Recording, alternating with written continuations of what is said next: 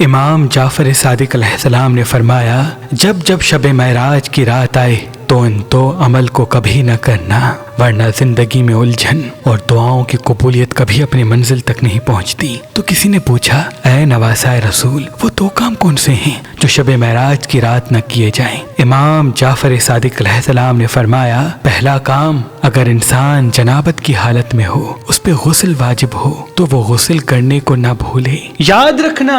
جو انسان شب معراج کی رات جنابت کی حالت میں رہتا ہے، غسل واجب ہونے کے بعد بھی غسل نہیں کرتا، تو وہ پورا سال پریشانیاں اور مصیبتیں اپنی زندگی میں پاتا ہے۔ تبھی شب معراج سے پہلے انسان غسل کر لے اور کوشش کر کے یہ رات وضو میں گزارے اور کثرت سے میرے نانا پر درود بھیجے۔ پھر آپ نے فرمایا، دوسرا عمل جو اس رات انسان کو پریشانیوں میں دھکیلتا ہے، وہ اس مبارک رات اللہ کے کسی بندے کا دل دکھانا ہے۔ یاد رکھنا،